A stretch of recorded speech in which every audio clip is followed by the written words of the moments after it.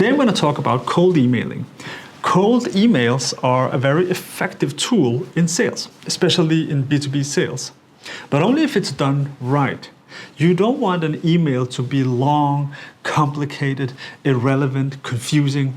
You want an email to be on point and triggering some curiosity in the receiving end. So in this video, I'm going to show you the structure behind a good cold email. So when you send out cold emails, the first and most important thing you want to remember is that you're not sending this email to a company. You're sending this email to a person, a human being who is probably reading hundreds of emails every single day. How do you make sure that your email stands out? How do you make sure that your email is opened and then read? We need to look at the structure behind a good cold email. And the way I'm going to describe it is in a sentence. So a cold email is personal, relevant, credible, and user-friendly. So I'm going to break it down one word at a time. The first word is personal. You want it to connect. The first lines need to connect to that person at the other end. And that takes some time. You want to research that person, their latest blog, their latest post on social media. Maybe they have spoken to the media before. Whatever you can find that is relevant, you should use that as a starting point for your email so that it connects with the human being on the other side.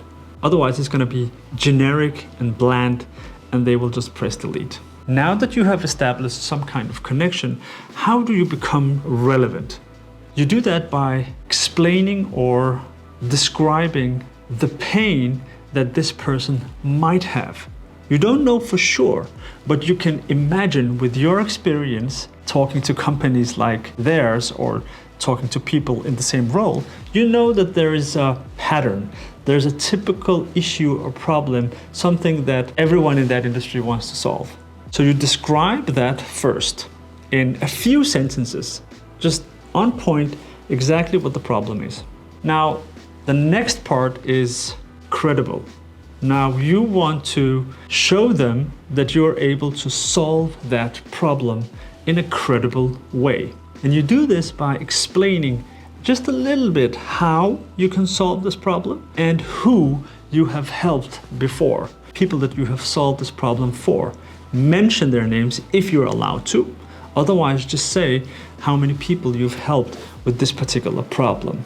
Keep it short. And then the last part is user-friendly, meaning seen from their perspective, this email is user-friendly.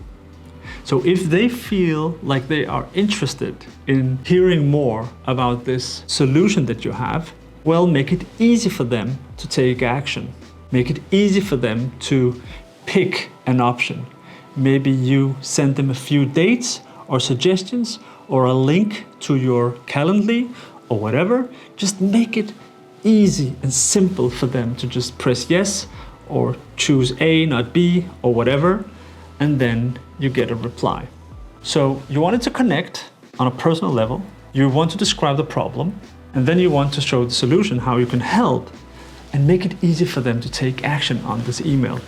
And lastly, you write a title for your email that kind of summarizes the content. And I'm not going to tell you exactly what to write, but I will tell you that you should write it as the last thing. It should be the last thing you write because it's summarizing and containing the essence of your email. Now that you have written an email from the prospect's perspective, the human being on the other side, they find it personal, relevant, credible, and user-friendly. Now I want to give you the last advice.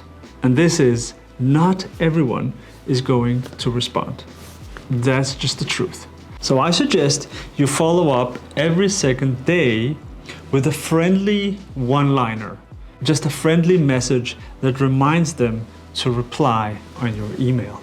That's the simple recipe for what I think is a very effective cold email.